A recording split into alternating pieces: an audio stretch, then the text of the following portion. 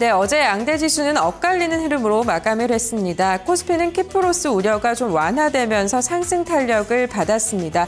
구제금융안이 통과됐다는 소식에 1970선을 회복했는데요. 1977선에 거래를 마쳤습니다.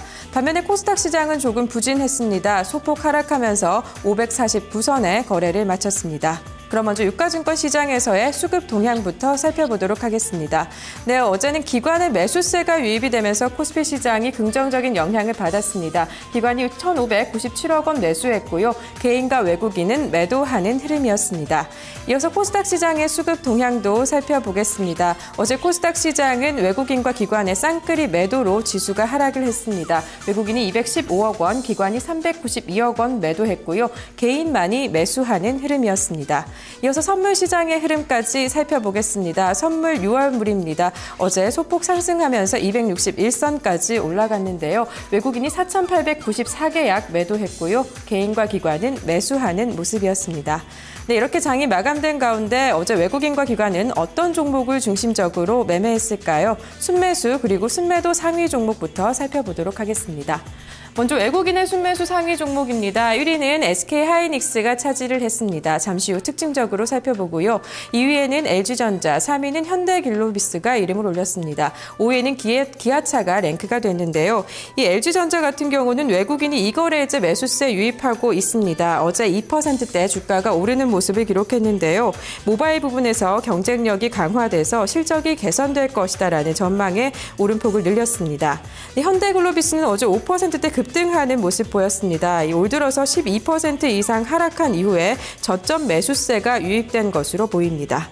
네, 이어서 기관의 순매수 상위 종목도 보겠습니다. 1위는 삼성전자가 차지를 했습니다. 7거래일째 기관이 매수하고 있는데요. 어제 주가는 2.75%대 상승하는 흐름을 이어갔습니다. 키프로스 우려 완화에 어제 대형 IT주가 강세를 보였는데요. 그 흐름이 반영된 것으로 보입니다. 이어서 순위 계속 살펴보겠습니다. 4위는 현대차 그리고 5위는 신한지주가 이름을 올렸습니다. 신한지주 같은 경우에는 은행주가 어제 키프로스 우려 완화에 강세를 보이는 모습이 포착이 됐는데요. 4%대 급등하면서 마감을 했습니다. 이어서 외국인과 기관의 순매도 상위 종목도 살펴보도록 하겠습니다.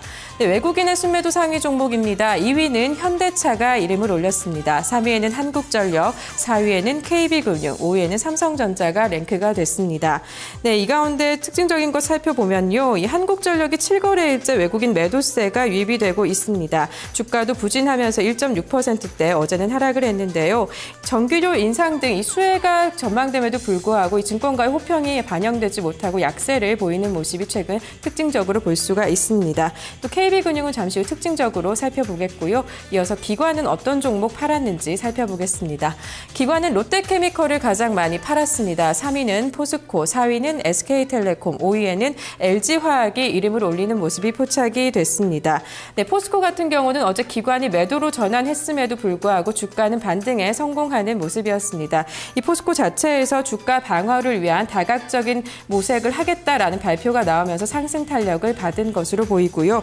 또 SK텔레콤 같은 경우는 최근에 통신주 좀 약세였는데 어제 반등에 성공을 했습니다. 이 무료 통화 요금제에 대한 이 반응이 앞으로 통신주에는 좀 긍정적인 영향을 미칠 것이다라는 전망이 나오면서 어제 소폭 오름세로 마감을 했습니다. 그럼 이 가운데 외국인과 기관의 순매수 특징주 살펴보겠습니다.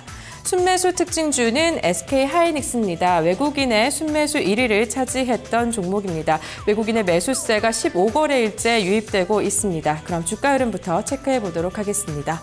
네, SK하이닉스의 마감가입니다. 어제 2.65% 오르면서 22만 9,050원의 거래를 마감하는 모습을 볼 수가 있었습니다.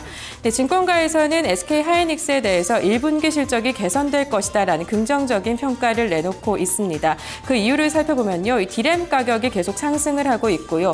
낸드 플래시 가격 또한 2분기에 판매가가 증가할 것이다라는 전망이 나오면서 이들 가격이 상승하면 자연스럽게 실적이 개선될 것이다라는 긍정적인 평가가 이어지고 있습니다.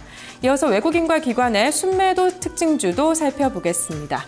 순매도 특징주는 KB금융입니다. 어제 키프로스 우려가 완화되면서 금융주가 전반적으로 영향을 받는 모습이었는데요. 네, 기관이 어제는 많이 파는 흐름이었습니다. 외국인이 많이 팔았습니다. 외국인의 순매도 4위에 랭크가 됐었고요. 3거래일째 매도세 유입되고 있는데요. 주가 흐름부터 보도록 하겠습니다. 네, KB금융의 주가 흐름입니다. 최근에는 꾸준하게 약세를 보였습니다만 어제 반등에 성공하는 모습이었습니다. 어제 550원 오르면서 36,800원에 거래를 마감하는 모습이었습니다. 네, 앞서 말씀드린 것처럼 키프로스 우려가 완화되면서 국내 금융주에게는 되게 효과를 줬습니다. 금융주의 은행 리스크가 감소하는 효과가 있었는데요. 또 증권가에서는 KB금융에 대해서 긍정적인 전망을 내놓은 리포트가 있었습니다. 관련 내용을 보면 자산 건전성이 안정적인 수준을 유지할 것이다라는 전망이 나왔고요. 경기 회복 시에는 KB금융의 이익 개선이 크게 될 것이다라는 긍정적인 평가까지 나와 있었습니다. 지금까지 어제 마감한 국내 시장의 수급 흐름 살펴봤습니다.